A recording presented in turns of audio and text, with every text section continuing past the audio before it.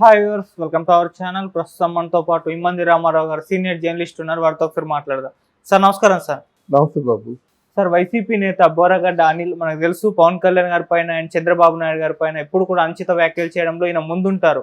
అయితే ఈయన ఆఫీస్కి దుండగులు నిప్పు పెట్టడం జరిగింది సార్. మొత్తం ఆఫీస్ తగలబడిపోతున్న దృశ్యాలన్నీ కూడా మన సోషల్ మీడియాలో వైరల్ అవుతున్నాయి. మరి ఎవరు చేస్తారు, ఏం జరిగింది సార్ అసలు? ఫస్ట్ ఆఫ్ ఆల్ ఆయన వైసీపీ నేత కాదు, ఆ మాట ఆయనే చెప్పాడు. తర్వాత జగన్మోహన్ రెడ్డి గారి సింపథైజర్స్ ఓకే, అంటే కొన్ని లక్షల మందిలో ఒకడు. ఆయనకి అంత అధికారం ఎక్కడి నుంచి వచ్చింది?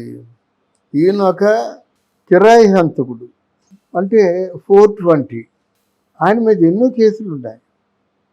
కర్ణాటకలో ఈయన ఐఏఎస్ అని చెప్పుకొని తిరిగాడు, అంతటి ప్రబుద్ధుడు.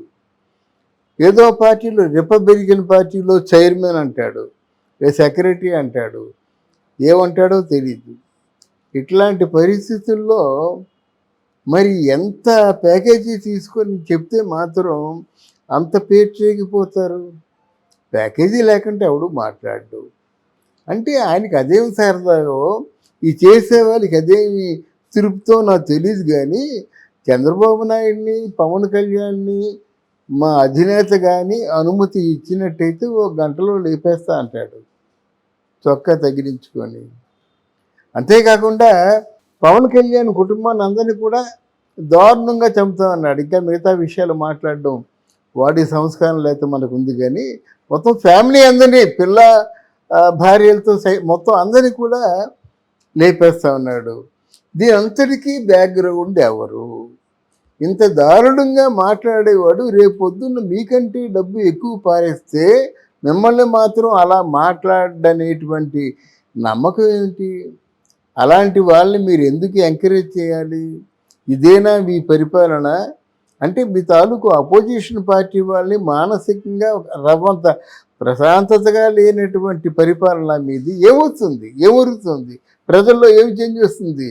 ఈ మాటలే మిమ్మల్ని పూర్తిగా ముంచేశాయన్నమాట. ఇక్కడ అనిల్ కుమార్ గురించి చెప్పేది ఏంటంటే, అనిల్ కుమార్ని ఎవడు నమ్మడు. ఆయనే గతంలో ఆఫీస్ కాలిపోయినప్పుడు ఆయనే నిప్పంటించుకొని ఆయనే ఇది వాళ్ళ పనే అన్నాడు. వాళ్ళ పని అనేసి మరి ఇంకేదో ప్యాకేజ్ తీసుకున్నాడు. ఏదో ఇన్సూరెన్స్ ఇస్తారు కదా, అలా పార్టీ నుంచి ఎక్కడి నుంచో ప్యాకేజ్ తీసుకున్నాడు. ఇప్పుడు ఇంకొక పెద్ద మాట, ఈ కాలుస్తే కార్లు అవి తగలబడవు, విలువైన వస్తువులు ఏవి కూడా దెబ్బతినవు. ఏదైనా మామూలు అంతా కలిస్తే 10,000 రూపాయలు లోపున ఉన్నవే కాలుస్తాడు, ఈలోగా ఆరిపేస్తారు ఎవరొకరు. ఇది ఈయన మాటలు ఎవరు పట్టించుకుంటారండి? పైగా తెలుగుదేశం పార్టీ వాళ్ళకి, జనసేన పార్టీ వాళ్ళకి కూడా ఎప్పుడు కూడా ఆయన వార్నింగ్లు ఇస్తుంటాడు. తీరా తెలుగుదేశం పార్టీ వాళ్ళు వెళ్తే పారిపోతాడు. జనసేన పార్టీ వాళ్ళు వెళ్తే ఇగో నన్ను కొట్టడానికి వచ్చారని కంప్లైంట్లు చేస్తుంటాడు. కంప్లైంట్లు చేస్తే మాత్రం ఎవరిని పట్టుకుంటారు? నువ్వంటే వందల మందికి కాదు, వేల మందికి అసహ్యం. నువ్వు కనిపిస్తే అసలు నువ్వు కనిపించకుండా చేసేస్తారు. అది నీ మీద ఉన్నటువంటి ఆ కోపం మాట. ఈరోజు మళ్ళీ మాట్లాడుతున్నాడు. మాట్లాడుతుంటే ఎవరైనా మాటలు వింటారు? ఎవరైనా మాటలు ఎందుకు వినాలండి? వాడికి ఇంకా శిక్ష ఎందుకు పడలేదా అని ఆలోచిస్తున్నాను. వాడు సమాజం మధ్య ఉండకూడదు. వాడు ఒక మనిషి రూపంలో ఉన్న మృగం. అర్థమైందా? మాట్లాడితే మాటలు ఏంటండి? మర్డర్లు చేయమని ఎవడు చెప్పండి మీకు? సీఎం చేస్తే చెప్తే మర్డర్ చేసేస్తావా? సీఎంకేమో మర్డర్ చేయమనే అర్హత ఉందా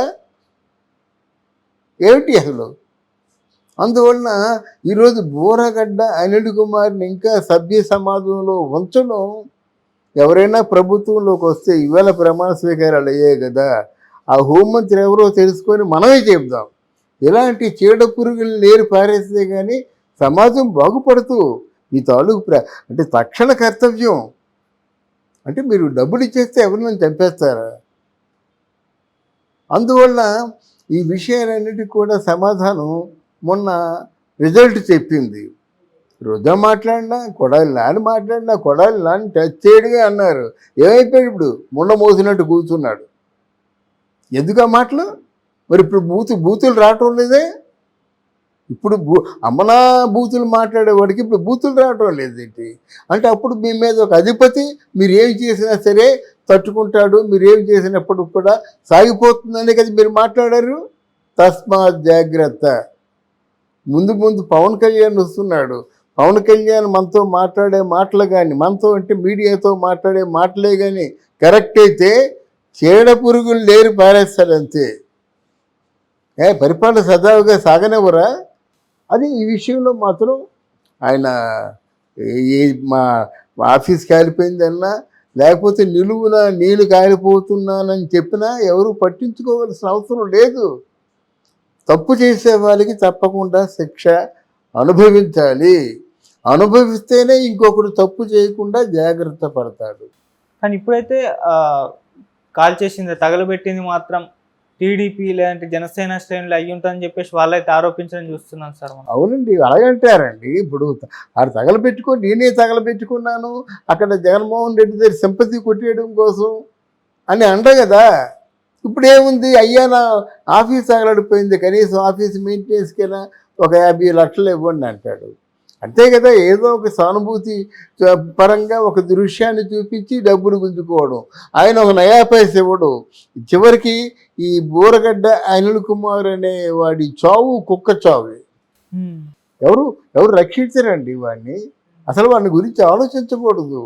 వాళ్ళు 4 తిట్లు తిట్టాలి, ఎందుకురా ఈ జన్మ అని వాడి జన్మ మీద వాడికి విరక్తి కలగాలన్నమాట.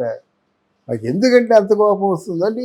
ఎవరి పిల్లల్ని, ఎవరి తల్లుల్ని, ఎవరి కూతుర్ని వాడు గంటలో ఫినిష్ చేసేస్తాడండి. అంటే నీ చేతిలో కత్తి ఉంటే ఫినిష్ చేసేస్తావా? మార్కెట్లో 190 కత్తులు దొరుకుతున్నాయి. కత్తికొకరిని చెప్పేస్తే ఇంకేముంది. అందువల్ల ఇట్లాంటి మనకి ఉదాహరణగా మిగిలిపోతారన్నమాట. ఇంత దారుణంగా మాట్లాడేవాళ్ళు మళ్ళీ ఏదో పని చేసి ఏదో విధంగా సింపతి గెయిన్ చేసి ఏం చేస్తారు వీళ్ళు? చేయగలిగింది ఏం లేదు. జరగవలసినంత అపకారం జరిగిపోయింది ఆ పార్టీకి ఇలాంటి వాళ్ళ వల్లనే. అది మిగతా పాలకవర్గం కూడా ఇలా మాట్లాడించే వాళ్ళని పెట్టుకుంటే వీళ్ళు గతి అంతే ఉంది. అది మీరు మాట్లాడండి నాయకులు, మీ మనసులో భావాన్ని మీరు చెప్పండి, మీకు జరుగుతున్న అన్యాయం మీరు చెప్పండి, మీ ప్రోగ్రెస్ని అడ్డుకుంటున్న వాళ్ళ గురించి మీరు చెప్పండి. ఎవరి చేత కిరాయి వాళ్ళ చేత మాట్లాడించలేబట్టి ఒక రోజా, ఒక అనిల్ కుమార్ యాదవ్, ఒక అంబటి రాంబాబు, పేరుని నాని, కొడాలి నాని, వల్లభనేని వంశీ మాట్లాడేసి అయిపోతుందా? వీళ్ళేమి స్పోక్స్ మ్యాన్లా? వీళ్ళు అధికార స్పోక్స్ మ్యాన్లా? వాళ్ళు శాఖ మరిచిపోయి మాటలేంటండి ఇదంతానా?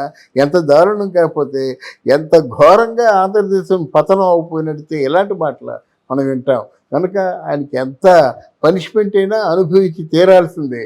వాడే కాదు, ఆ రూపంలో ఉన్నవాళ్ళు, అలా చేసిన వాళ్ళు ఎవరికైనా తగిన శిక్ష వేస్తే ఇంకొకటి తప్పు చేయడు. కానీ ఇప్పుడైతే కాల్ చేసింది తగలబెట్టింది మాత్రం టీడీపీ లేదంటే జనసేన శ్రేణులు అయ్యి ఉంటుందని చెప్పేసి వాళ్ళైతే ఆరోపించడం చూస్తున్నాను సార్. అవునండి, అలాగంటారండి. ఇప్పుడు ఆడు తగలబెట్టుకొని నేనే తగలబెట్టుకున్నాను, అక్కడ జగన్మోహన్ రెడ్డి దగ్గర సింపతి కొట్టేయడం కోసం అని అంట కదా. ఇప్పుడు ఏముంది, అయ్యా నా ఆఫీస్ తగలడిపోయింది, కనీసం ఆఫీస్ మెయింటెనెన్స్కైనా ఒక 50 లక్షలు ఇవ్వండి అంటాడు. అంతే కదా, ఏదో ఒక సానుభూతి పరంగా ఒక దృశ్యాన్ని చూపించి డబ్బులు గుంజుకోవడం. ఆయన ఒక నయా పైసా ఇవ్వడు. చివరికి ఈ బూరగడ్డ అనిల్ కుమార్ అనే వాడి చావు కుక్క చావు. ఎవరు రక్షించరండి వాడిని. అసలు వాడిని గురించి ఆలోచించకూడదు. వాళ్ళు 4 తిట్లు తిట్టాలి, ఎందుకురా ఈ జన్మ అని వాడి జన్మ మీద వాడికి విరక్తి కలగాలన్నమాట. నాకు ఎందుకంటే అంత కోపం వస్తుందండి. ఎవరి పిల్లల్ని, ఎవరి తల్లుల్ని, ఎవరి కూతుర్ని వాడు గంటలో ఫినిష్ చేసేస్తాడండి. అంటే నీ చేతిలో కత్తి ఉంటే ఫినిష్ చేసేస్తావా? మార్కెట్లో 190 కత్తులు దొరుకుతున్నాయి. కత్తికొకరిని చెప్పేస్తే ఇంకేముంది. అందువల్ల ఇట్లాంటి మనకి ఉదాహరణగా మిగిలిపోతారన్నమాట. ఇంత దారుణంగా మాట్లాడేవాళ్ళు మళ్ళీ ఏదో పని చేసి ఏదో విధంగా సింపతి గెయిన్ చేసి ఏం చేస్తారు వీళ్ళు? చేయగలిగింది ఏం లేదు. జరగవలసినంత అపకారం జరిగిపోయింది ఆ పార్టీకి ఇలాంటి వాళ్ళ వల్లనే. అది మిగతా పాలకవర్గం కూడా ఇలా మాట్లాడించే వాళ్ళని పెట్టుకుంటే వీళ్ళు గతి అంతే ఉంది. అది మీరు మాట్లాడండి నాయకులు, మీ మనసులో భావాన్ని మీరు చెప్పండి, మీకు జరుగుతున్న అన్యాయం మీరు చెప్పండి, మీ ప్రోగ్రెస్ని అడ్డుకుంటున్న వాళ్ళ గురించి మీరు చెప్పండి. ఎవరి చేత కిరాయి వాళ్ళ చేత మాట్లాడించలేబట్టి ఒక రోజా, ఒక అనిల్ కుమార్ యాదవ్, ఒక అంబటి రాంబాబు, పేరుని నాని, కొడాలి నాని, వల్లభనేని వంశీ మాట్లాడేసి అయిపోతుందా? వీళ్ళేమి స్పోక్స్ మ్యాన్లా వీళ్ళు?